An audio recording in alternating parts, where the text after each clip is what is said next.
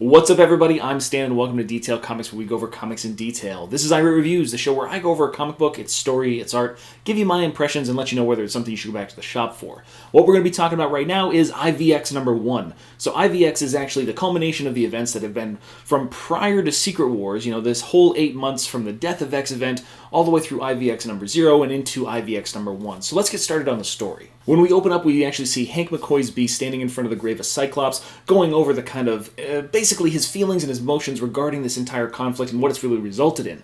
If he was still alive, would Cyclops still be going to war with the Inhumans, or would he really be, too many people have died, that kind of situation, where he's kind of seeking out peace. So as he leaves Cyclops' grave, he shows up at the boardroom, where essentially it's the meeting of the mutants, the leaders of all the independent factions of the mutants have gotten together to determine what the best course of action for these guys are going to be as things unfold. And unfortunately, Hank McCoy doesn't really have a whole heck of a lot of good news. We then time jump over to the quiet room where we see Black Bolt, and then there's this brand new singer that's up on stage, and ultimately there's a VIP out back that's tipping pretty handsomely and wants to really talk to Black Bolt. And this is a little bit off-putting for him, but he ultimately leaves anyway. We jump back to the situation where Hank McCoy is really filling everybody in on the situation, and what are the dour consequences of this. Even though Hank McCoy's been spending the last 8 months trying to find a solution, he's found that there's a permutation, essentially the Terrigen Mist, in a few moments, in a short period of time, very soon,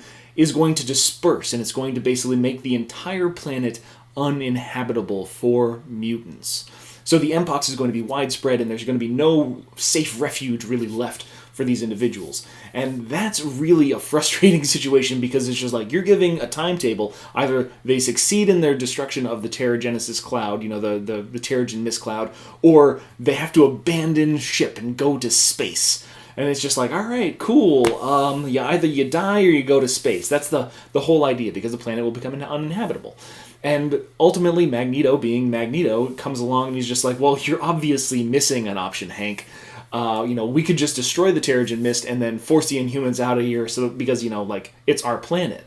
And Hank, he's just hey, we could totally go to space. It'll totally be fine. We're kind of stuck in limbo right now. We could just leave and find an inhabitable planet. We can become, the cosmic X-Men, and it could be fantastic.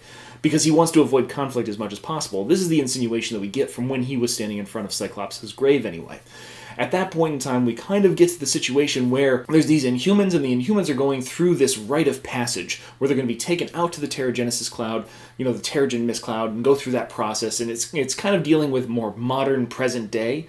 And you will understand that there's been some time jumps that are happening in through this entire issue, but they become much more apparent later on as things go forward.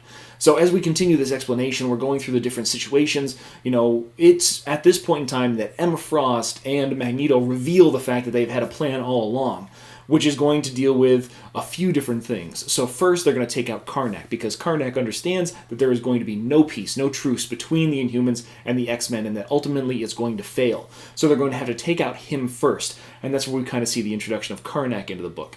Then she recognizes that they're going to have to take out Medusa. They're also going to have to take out a few other people, like the Crystal on the spaceship with Gorgon, and those kind of guys. And at that point in time, we still get these mixes of time. So there's a jump to Gorgon going through and trying to rescue this mutant from inside Russia, and it's just okay, cool, we're kind of jumping around here, it's totally fine, we can deal with this time thing.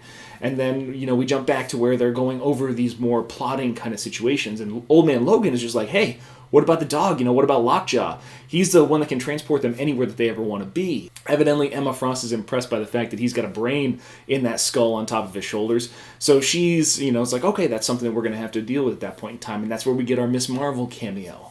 And as we kind of get going through this, we understand the situation is just this is a preparation that's been going on for quite some time, which is what we saw in IvX number 0.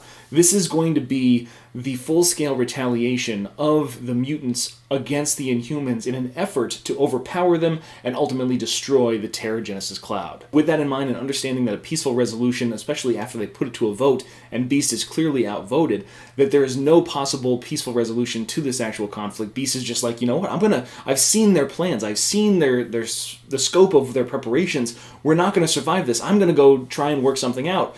And Storm comes out of nowhere and just smokes him with some lightning, incapacitating him and taking him out of play.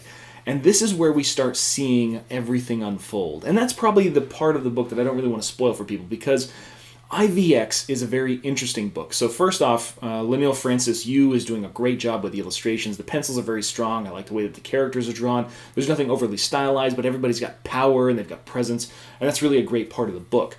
The big thing that I have an issue with is that the conflict itself is rather frustrating because I feel like it's a little poorly set up at this point in time. I wasn't really a huge fan of Death of X, and I feel like everything now is just really masking a personal vendetta that Emma Frost has put on the Inhumans. So she didn't really, we saw the death of Cyclops and how Cyclops really died, and the fact that Emma really projected this all into everybody else's mind. So there's a lot of people that don't understand exactly what's going on behind the scenes like the reader does. However, there are a few people in key positions that do understand exactly what's going on, which is one of the most frustrating things about this.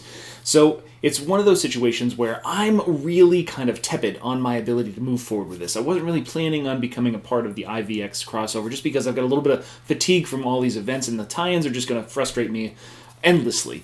But what this has done is that it's given me this tactical espionage kind of situation. I really like the way that they kind of integrated themselves into the system and kind of took everybody by surprise.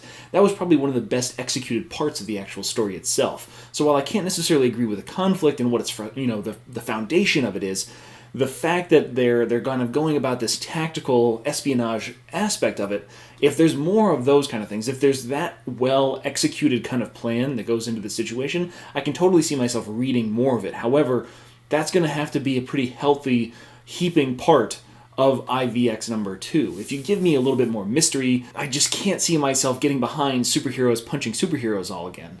It's just not necessarily something that I'm really into at this point in time, and I feel like that's the way that a lot of readers of comic books are really looking at things. They're not necessarily here to see good guys fighting good guys. They want emotional conflicts. They want struggle. They want successes. They want to see good guys against villains. They want to see exploration. They want to see adventure. They don't necessarily just want to see people kind of that should be working together not and hitting each other. There's a Hail Mary kind of pass to get me back on board with this book, but it's definitely something that you're going to have to make your own decision on. So those are my thoughts on Inhumans versus X-Men number 1, but I want to know what you guys thought about this book if you read it too, so hit me up in the comments down below. As always, if you like what you see, hit the like button. Don't forget to subscribe right there to get more news, reviews, and commentary on comic books, comic book movies, comic book TV shows and games, and anything and everything inside the world of comics.